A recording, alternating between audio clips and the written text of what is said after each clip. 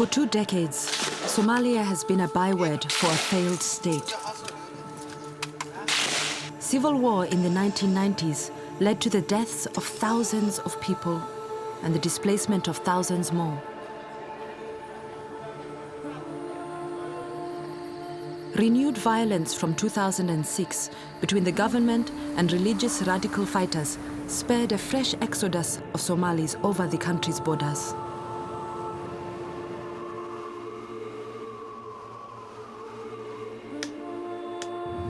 One exile is Asha Haji, Somali human rights activist and politician who had to move with her family to Nairobi. Asha is recognized internationally for her humanitarian work. She travels as often as she can to Somalia to support war victims through the organization she helped to found 20 years ago, Saving Somalia's Women and Children, or SSWC. In July 2012, Asha prepares to travel to Mogadishu to visit SSWC's offices. The first time she has been able to travel to Mogadishu in just over a year because of the security situation. Whoa. Yeah, she's a role model for all of us. She's very inspirational, yeah. A lot of people might say she's inspirational to the younger girls, but I think she's an inspiration to everybody who wants to make like a positive change in their society, you know. My mom goes when I do my things, but I miss my mom too much. She's involved in something, and to make that happen, she has to make some sacrifices in her life, and we're like willing to help her make that sacrifice. What do you think?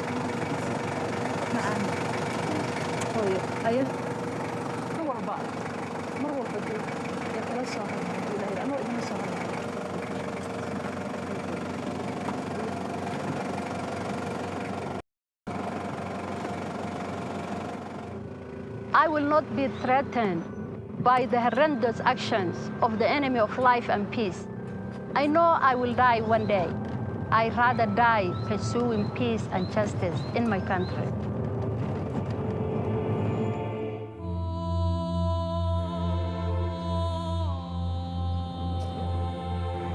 Any travel in Somalia, even the capital, requires heavy security. The militant group Al-Shabaab have lost control of the city, but their fighters are still at large. The Somali crisis deepened in 2011 when famine hit. Hundreds of thousands of people fled their homes in search of food. Many ended up in refugee camps in Mogadishu. SSWC's work with women and children covers many issues caused by the insecurity of the camps. This place, as you could see, is a gender-based violence women health crisis center. It is a newly established center. We used to have an old center, but that center is no longer safe. So this is fully operational now, though it is not yet, the center doesn't have yet all the equipment that we wanted this center to have, but it is very much in service right now. And Halima is the coordinator of the gender-based violence.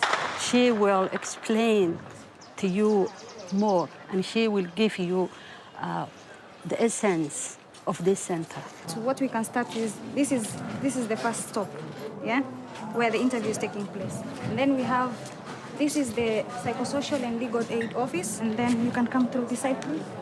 This is the first stop for the medical assistance before any first aid or any first assistance to be given before transferred to SOS. So every country who actually experiences any conflict, there's high rape, definitely. At the moment, it's a high rate of rapes. We normally get a roughly of like 10 to 15 women in a daily basis. Yes. That's how bad it is. This is a specific room for confidentiality and confidence anyway for the survivor to feel. Then we have one of the survivors who's getting assistance. Okay.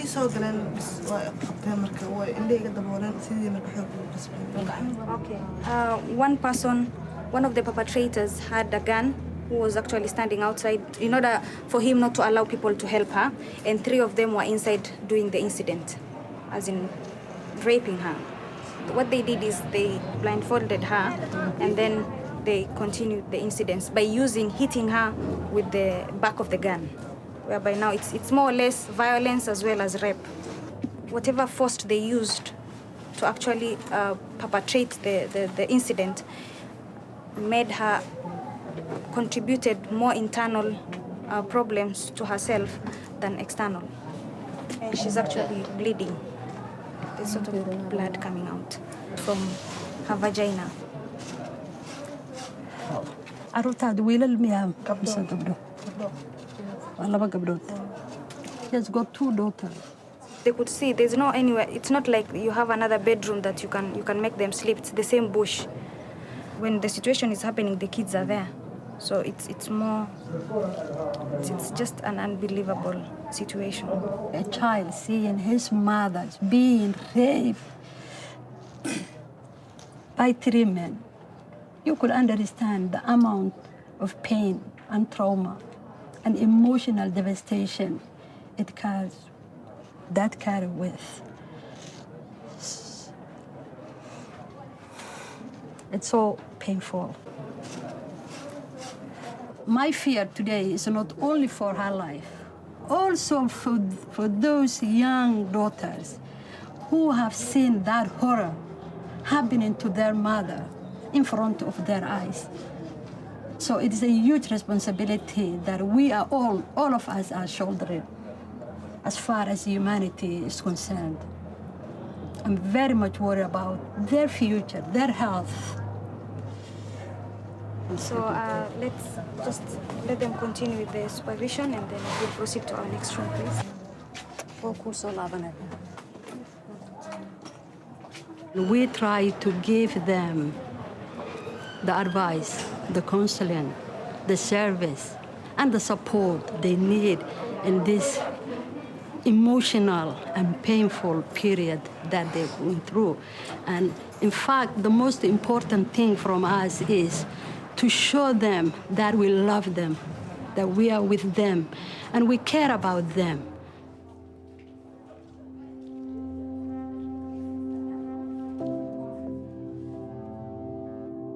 Research conducted by SSWC shows that rape has quadrupled in areas where freelance militia are present. Zone K has one such area in its camp. This is the first time Asha has been able to access the area. Let me see if I can easily recognize this area, because this area was not like this. It was the most beautiful part of Mogadishu, this area. It is the neighborhood of my university, the Gair campus. And this scene, what I'm seeing right now, is actually bringing tears to my eyes. The whole neighborhood is completely changed. It was far being an IDP camp. And it's unfortunate that I see today the neighborhood of my university turned out to be an IDP. It is unfortunate. It is unacceptable.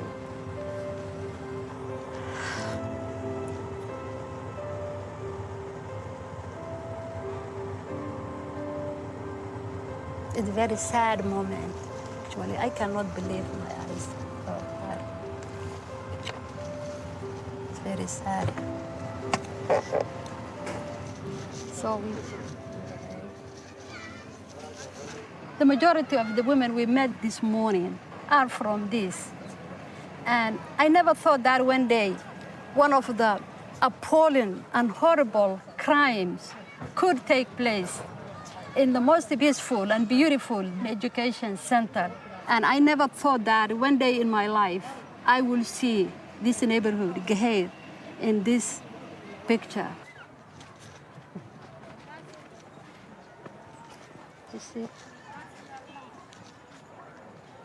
You see, it's made of these things. It is unprotected.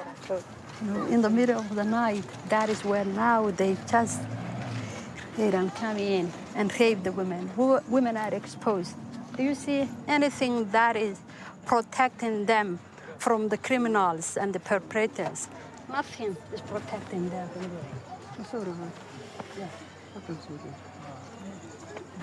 The most important and the most precious commodity in Mogadishu today is security, is peace. 6 months back, this place was not safe enough for us to come and meet these people. And now the life is starting to begin. I was saying that now I can smell a peace. The situation is improving, but gradually.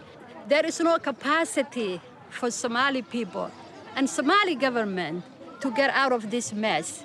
It is a collective responsibility for all of us to save this generation. You could see that these people are lacking the basic human needs. They don't have shelter, they don't have water, they don't have education, they don't have life. They have absolutely nothing. You see them.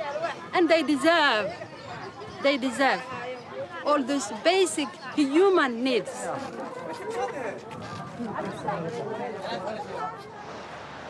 I have hope and faith that Somalia will be back to normal. I have hope and faith that the paradise lost could be found easily. I have hope and faith that Somalia will join the family of nations, but we need the international community support. Albert Einstein said, and I quote, "The world is a dangerous place, not because those who do evil, but because those who look on and do nothing."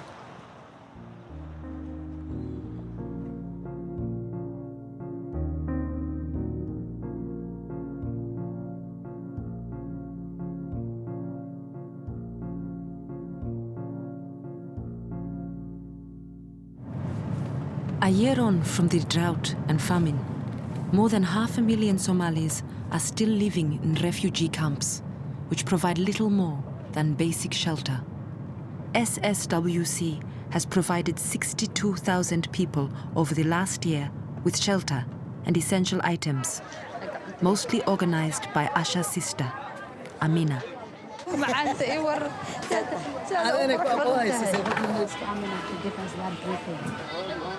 Yeah?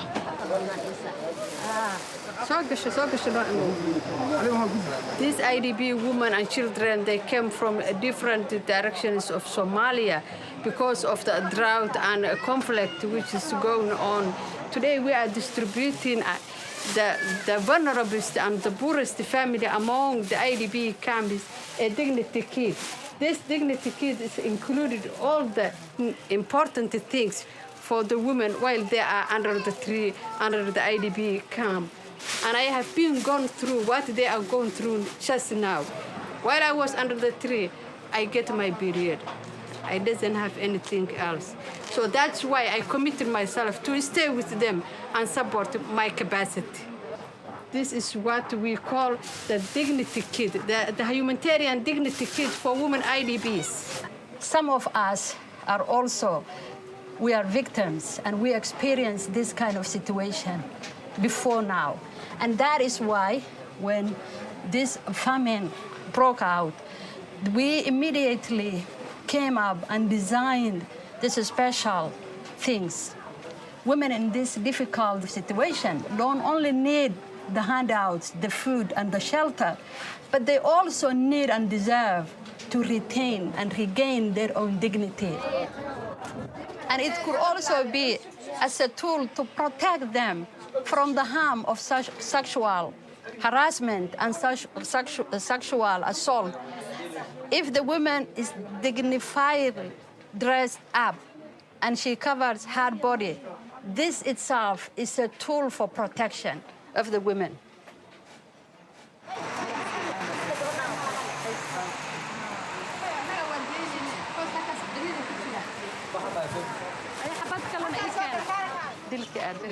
عاود gabadhe dharkaagii xiro lagu siiyey sariirtaada ma ku fariisan karaa intee qof baad tihiin iyo aabbeena waa idinla joogaa marka adiga iyo odaga iyo 6 carruur halkaana wada seexataan lawa banaano jirto elborka dhulkaas ka qarado 8 members this is everything for them maxaa cuntaan maalintii maxaa heshaan cunto marka maalintii noloshiina mar aad 3 waqti cunto heshaan ya ma heshaan maxaad heshaan markay ugu badato ha horta subaalintii dadka waa fuulay mugti ha waxba ma helaan hayb maqribka lawa tabeydaba ahaydeen xoolaad lahaydeen xoolaa idinka baaba'ay xoolii markay dhamaadeen ha shabaabay ku jira mugta waxa hay'ad ma soo galaynin ha soo baxnay There was no humanitarian agencies and humanitarian assistance that could go there in that area. That is why they fled and came here.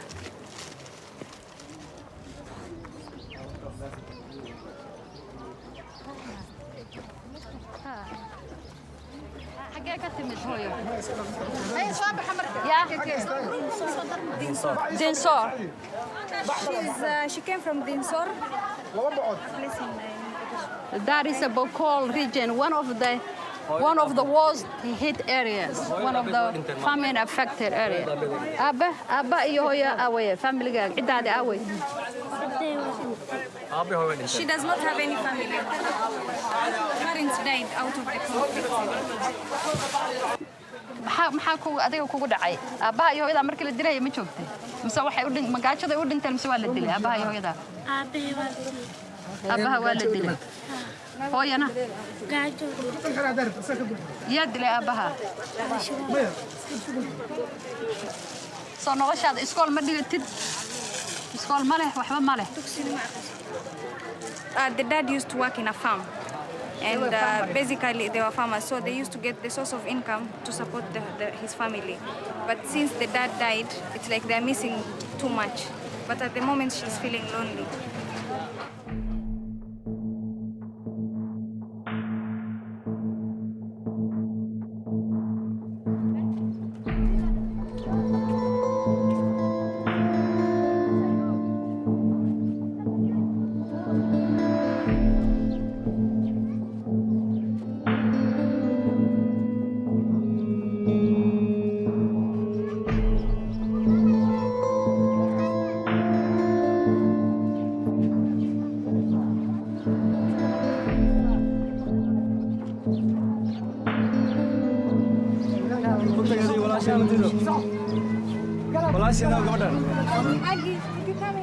Ada carruur ma leedahay yarkan iyo marka adaa korinaya nolosheeda hadda damaanad qaad adaa dad ugu dhow markii aad meesha ka soo cararayseen meesha adiga ka timaad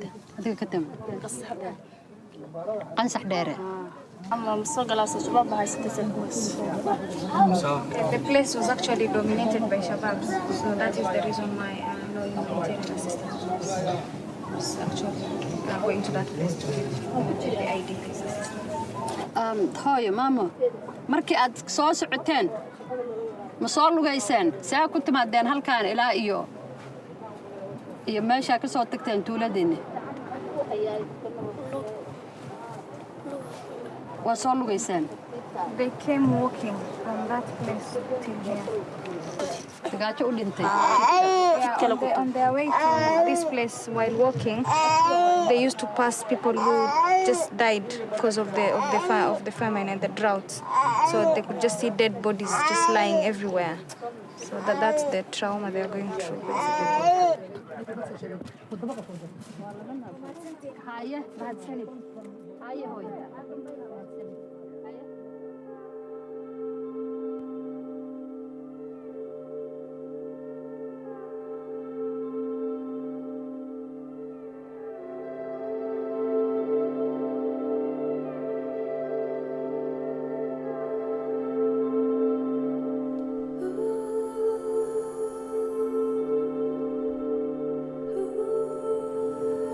Everyone has a tragic story to tell in Somalia, and Asha and Amina are no different.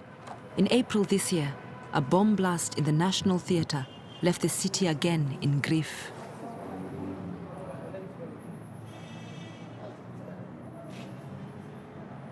My brother was seated when a criminal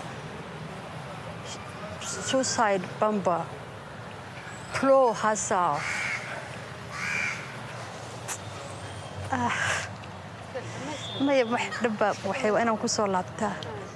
Someone called me and told me that there is a hit bomb is take place in theater, and your brother, young brother, was among those who injured.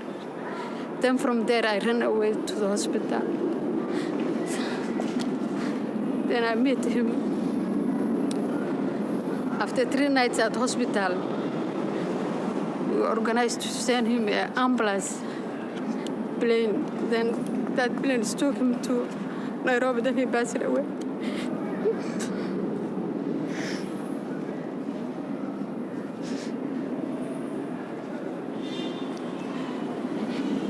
He left 3 young, innocent babies, 2 boys and 1 girl. They don't know why their fathers passed away, why those who kill him target him. And we all don't know. I didn't look when I'm passing here at the theater. I hate the theater. I doesn't like to look at the theater. When I'm passing here, I close my eyes because I don't want to see.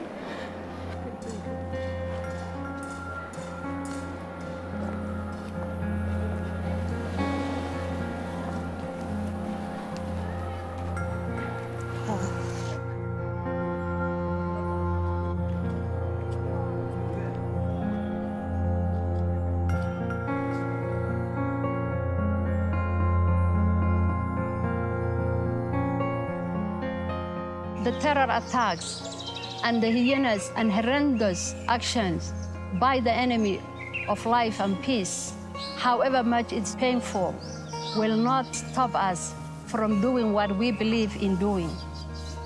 We shall pursue serving humanity.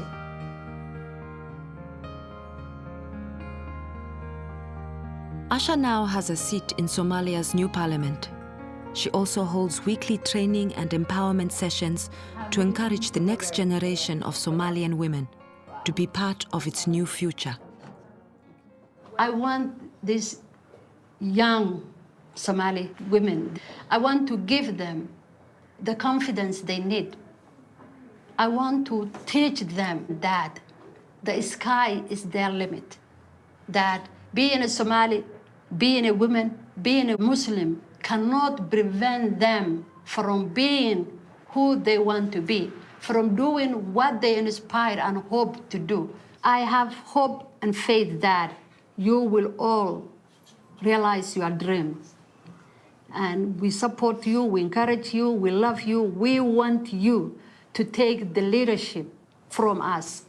We want you to be the leaders of the next future. You are our future. That's what I want to do.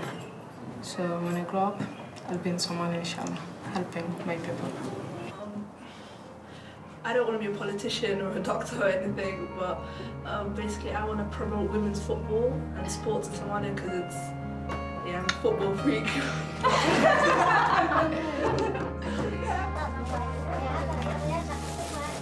My sister and I will remain fully committed in serving humanity. I know that I will die one day, but I'd rather die making a difference. This is the future of Somalia. I'm sure that among them are doctors, engineers, teachers, scientists, politicians. I'm sure this is our future.